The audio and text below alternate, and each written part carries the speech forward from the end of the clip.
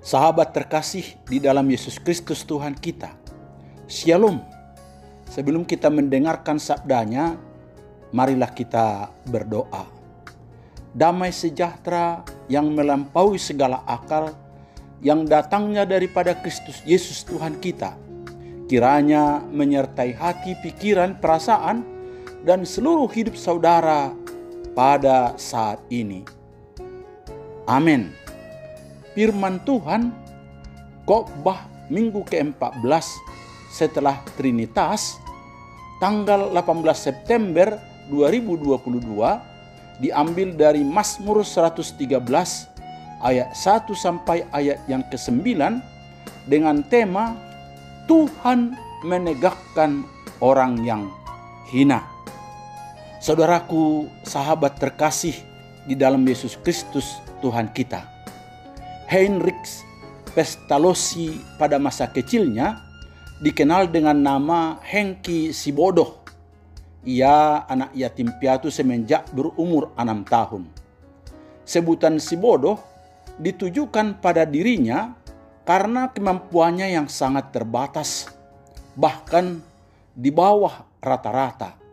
Berkali-kali ia tinggal kelas, tetapi terdorong untuk memperbaiki diri, Pestalozzi berusaha lebih tekun dan tidak mudah putus asa. Ia akhirnya menjadi orang yang hebat. Semasa hidupnya, Pestalozzi dikenal sebagai bapak pendidikan modern yang memiliki konsep memberi perhatian secara pribadi kepada anak didiknya. Dengan konsep ini, proses belajar mengajar memungkinkan setiap anak berkembang secara optimal. Prestasi lain yang berhasil dicapai oleh Heinrich Pestalozzi adalah membangun 5 panti asuhan dan juga menjadi rektor di sebuah perguruan tinggi di Prancis. Saat ia meninggal, banyak ungkapan yang menunjukkan betapa jasanya sangat besar bagi sesamanya melalui dunia pendidikan yang ditekuninya. Saudaraku, dunia sering melihat orang hina dan orang yang tidak terpandang dengan sebelah mata. Artinya, menganggap mereka seolah-olah tidak ada, disepelekan, diolok-olok, dibully, dicaci, maki, bahkan dikorbankan. Dan itulah memang sikap orang duniawi melihat sesamanya. Maka tidak jarang kelompok kecil yang miskin lemah di tengah sebuah masyarakat dilanda rendah diri, inferioritas. Hal itu adalah sesuatu yang wajar saja dalam masyarakat manusia. Ada saja kelompok secara tidak sadar dikorbankan atau dipinggirkan dalam proses-proses sosial, politik, dan ekonomi dari sebuah tatanan masyarakat. Persoalannya sekarang ialah apakah bagi kelompok-kelompok orang seperti yang hina ini, miskin dan terpinggirkan ini sudah tidak ada harapan lagi? Apakah mereka harus berputus asa, terus hidup dalam keterpurukan di bawah tirani dan kesenang-wenangan kaum yang kuat? Bisa saja saudaraku, karena dia pasrah tanpa pengharapan. Namun si pemazmur dalam teks khotbah kita ini memberikan sebuah pandangan yang lain. Ia menegaskan bahwa sesungguhnya masih ada peluang dan jalan keluar yang sangat luar biasa. Dengan tema Tuhan menegakkan orang hina, sebagaimana judul Mazmur ini, Tuhan meninggikan orang yang rendah, secara jelas menegaskan bahwa Tuhanlah yang bisa menjadi sumber dan dasar pengharapan kita, siapapun dan bagaimanapun keadaannya. Namun sebelum kita melihat lebih jauh ke sana, ada baiknya kita sebentar mengetahui bahwa Mazmur 113 ini adalah bagian dari nyanyian puji-pujian dari Mazmur pertama dari kumpulan yang dalam Talmud dikenal sebagai Hallel dari Mesir. Mengingatkan orang Israel sewaktu mereka berada sebagai orang kecil, budak dan tidak berharga di Mesir. Dalam Mazmur 113 ini ada seruan untuk berhaleluya. Dan itu ada pada bagian awal dan bagian akhir dari Mazmur ini, yang mengingatkan betapa pentingnya memuji Tuhan. Seruan haleluya ini berarti pujilah Tuhan Yahweh.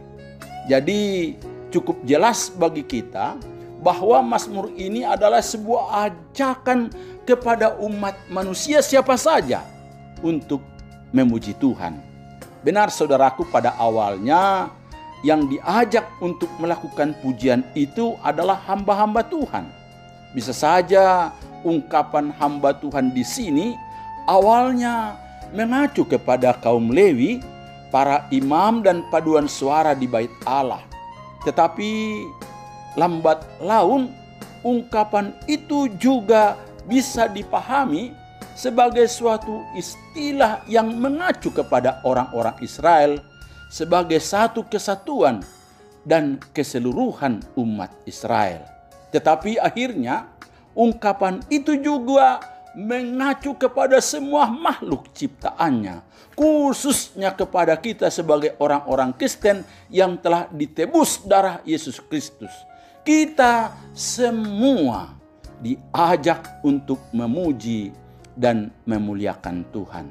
Saudara, perhatikan ini dengan sungguh-sungguh, bahwa pujian itu harus terus-menerus sepanjang waktu. Artinya jangan tunggu sampai hari esok baru memuji Tuhan, tapi mulailah sekarang dan untuk selama-lamanya. Tuhan tidak ingin kita berhenti memuji dan bersyukur kepadanya. Tuhan ingin kita meninggikan namanya setiap saat di dalam hidup kita, baik waktu pagi, siang, dan malam.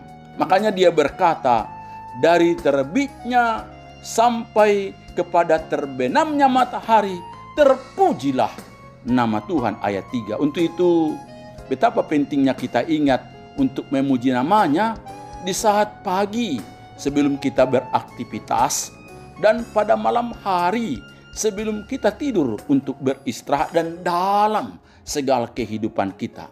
Selanjutnya, pemazmur memberikan alasan mengapa kita memuji dan berhaleluya kepada Tuhan Yahweh.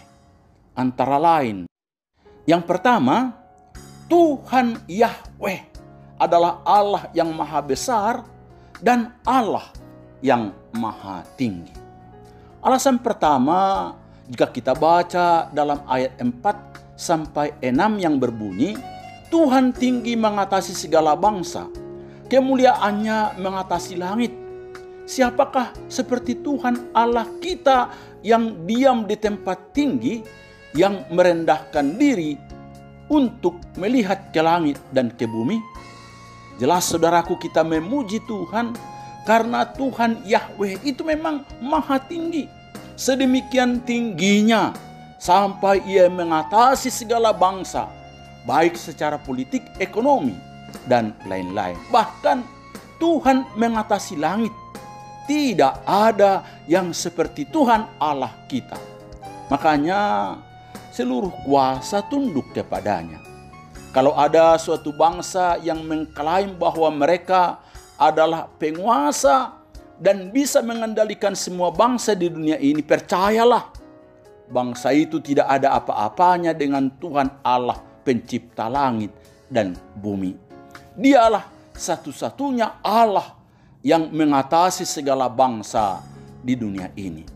Hebatnya saudaraku, Allah yang kita puji dan sembah ini, walaupun tidak ada Allah lain seperti Dia, karena Dia adalah Allah yang maha besar, penuh kuasa, yang maha tinggi. Sebab langit adalah tahta Allah dan bumi adalah tumpuan kakinya, bandingkan Yesaya 68 ayat 1. Namun di sisi lain, Allah yang maha tinggi ini juga adalah Allah yang peduli dengan ciptaannya. Allah yang rela merendahkan dirinya. Dia peduli dengan kita, dengan bumi ini. Ia dengan seksama mengamati, menyelidiki, mengatur, memelihara, dan mencukupi segala kebutuhan ciptaannya dan kita anak-anaknya. Bandingkan Matius 6 ayat 25 sampai 32.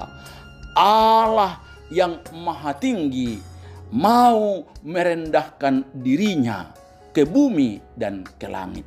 Dan saya percaya saat kita merenungkan ayat 6 ini, di mana Tuhan Allah yang maha kuasa, maha mulia dan maha tinggi rela merendahkan diri, kita langsung ingat bahwa itu jualah yang dilakukan oleh Tuhan Yesus saat dia berinkarnasi, rela mengosongkan dirinya menjadi manusia. Dia yang adalah Tuhan Sang Pencipta langit dan bumi, rela lahir di kandang hina, mati di kayu salib untuk menebus dosa-dosa kita, umat manusia. Peristiwa kenosis merendahkan dan mengosongkan dirinya dalam Mazmur 113 ayat 5 sampai 6 ini sesuai dengan Filipi 2 ayat 5 sampai ayat 8 yang berbunyi, hendaklah kamu dalam hidupmu bersama menaruh pikiran dan perasaan yang terdapat juga dalam Kristus Yesus, yang walaupun dalam rupa Allah tidak menganggap kesetaraan dengan Allah itu sebagai milik yang harus dipertahankan, melainkan telah mengosongkan dirinya sendiri dan mengambil rupa seorang hamba dan menjadi sama dengan manusia. Dan dalam keadaan sebagai manusia, ia telah merendahkan dirinya dan taat sampai mati, bahkan sampai mati di kayu salib. Dan saudaraku, jika kita perhatikan pujian ini, maka pujian yang senada juga diungkapkan oleh Hana dalam 1 Samuel 2 dan oleh Maria dalam Lukas 1 ayat 46 sampai ayat yang ke-55. Itu maka lewat ungkapan pemazmur ini, kita juga umatnya, orang-orang percaya kepada Yesus, sungguh diajak untuk percaya kepadanya dan tidak perlu menyombongkan diri di hadapannya. Justru sepantasnya dan seharusnya lah kita memuji Dia, berhaleluya kepadanya yang adalah Allah yang maha tinggi, maha besar, tapi juga mau merendahkan dirinya untuk memperdulikan kita, umat manusia yang rendah dan hina, untuk dijadikan mulia dan ditinggikan. Yang kedua, saudaraku, Tuhan mau menegakkan dan meninggikan orang-orang yang hina.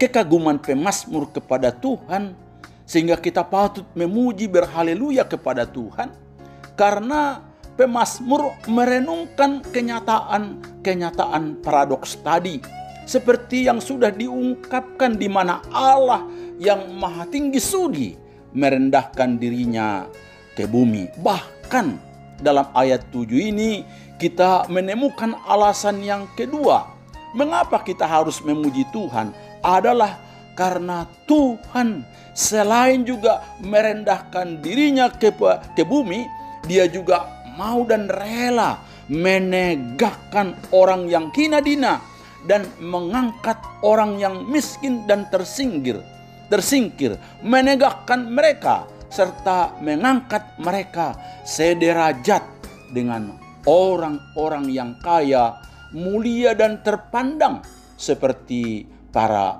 bangsawan. Ayat 7 sampai ayat yang ke-9. Inilah berkat Tuhan yang pasti dialami oleh orang-orang yang sadar diri dan tak berdaya dalam kerendahannya dan mau datang kepada Tuhan Yesus. Terus terang, hal ini tidak mungkin dipahami atau dinikmati, dialami oleh orang-orang yang merasa kaya, merasa mulia dan terpandang oleh usaha dan kekuatannya sendiri. Ada 3 kelompok orang yang diangkat, ditegakkan dan ditinggikan oleh Tuhan Allah, yaitu orang-orang yang hina dina, orang yang miskin, dan perempuan yang mandul. Ayat 9. Siapa yang hina dan miskin di sini? Karena Mazmur ini dalam konteks perayaan Paskah tentunya mengingatkan umat Israel bahwa dulu mereka menjadi budak dan dihina, dilecehkan di Mesir. Mereka sangat hina dan miskin. Maka dalam perayaan Paskah tentu mereka mengingat bagaimana Tuhan membela mereka dan membalikkan situasi hidup mereka dari budak menjadi bangsa yang mulia. Begitu juga dengan istilah perempuan yang mandul di rumah. Dianggap sebagai aib, terkutuk, mati, dan tidak ada penerus. Kemandulan juga menjadi salah satu sumber penderitaan dan kesedihan yang mendalam bagi sebuah keluarga. Berbagai usaha dilakukan oleh pasangan suami istri untuk dapat keluar dari situasi yang mungkin tidak pernah mereka pikirkan sebelumnya. Dan lucunya lagi, saudaraku, kegagalan memiliki keturunan kerap kali dipandang sebagai kesalahan pihak perempuan. Dalam situasi ini, pemazmur menyerukan haleluya, karena perempuan mandul yang tadinya karena mandul tidak mempunyai goel atau pembela, penebus, penyelamat dalam hidup ini. Sekarang Tuhan sendiri sudah berkenan menjadi goel atau pembela, penebus, penyelamat bagi dia. Allah menjadikan perempuan mandul menjadi penuh sukacita, sama seperti halnya para ibu yang telah melahirkan anak-anak. Untuk itu, sekali lagi, si pemazmur menyerukan agar kita memuji dan memuliakan Tuhan.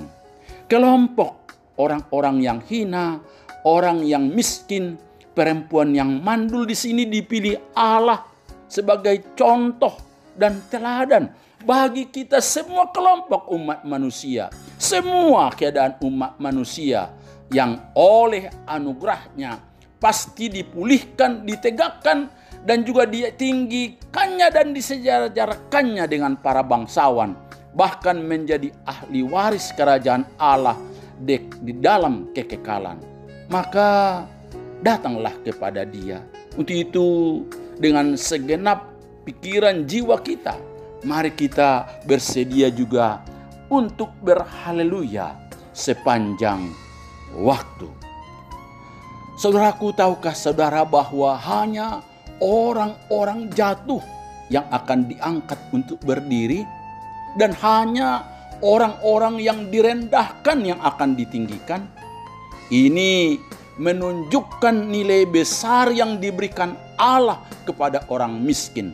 Alkitab berkata, dengarkanlah hai saudara-saudara yang kukasihi, bukankah Allah memilih orang-orang yang dianggap miskin oleh dunia ini untuk menjadi kaya dalam iman dan menjadi ahli waris kerajaan yang telah dijanjikannya kepada barang siapa yang mengasihi Dia? Yakobus 2 ayat 5. Itu saudara-saudaraku, jika Anda sedang dalam kemiskinan dan juga dalam penderitaan, Anda juga sangat penting bagi Allah. Juga siapapun kita ini, karena Tuhan mau mensejajarkan kita. Siapapun ya yang merasa dirinya rendah, merasa dirinya dihina, datanglah kepada Allah dan kasihilah Dia, karena kita semua adalah sama-sama berharga di mata Tuhan. Maka jika kita menyadari bahwa kita hidup dalam kehinaan karena dosa, hidup dalam penderitaan dan mengalami ketidakadilan, kemiskinan, dan lain-lain, datanglah kepada anugerah Allah di dalam Yesus. Sebab kamu pasti dipulihkan dan akan ditinggikannya. Karena Dia sangat adil dan peduli kepada setiap kita. Saudaraku, sahabat terkasih di dalam Yesus Kristus Tuhan kita. Hari-hari ini harus kita akui banyak orang kehilangan sukacita, rasa bersyukur kepada Tuhan, apalagi disuruh untuk berhaleluya, memuji-muji Tuhan sepanjang hari karena peliknya masalah yang dialaminya. Ada yang berkata, bagaimana saya bisa memuji Tuhan, bersukacita dan bersyukur karena penghasilan saja pas-pasan, sementara pertalite naik, bahan-bahan makanan pokok semuanya naik, biaya sekolah anak-anak sungguh mahal. Bagaimana saya bersukacita? Tempat tinggal saya hanya ukuran 5S, sangat sempit sekali sampai sumpek. Sakit saya begitu kompleks, tidak sembuh-sembuh. Keadaan dan situasi kita begitu memprihatinkan, seolah-olah tidak ada jalan keluar lagi. Hati kita dan mungkin bahkan semua orang berkata bahwa tidak ada jalan keluar lagi, tidak ada harapan lagi. Segalanya gelap. Tetapi pemazmur kali ini, dan saya mau berkata kepada saudara, ada jalan keluar. Ia menegaskan bahwa sesungguhnya masih ada peluang bagi setiap kita.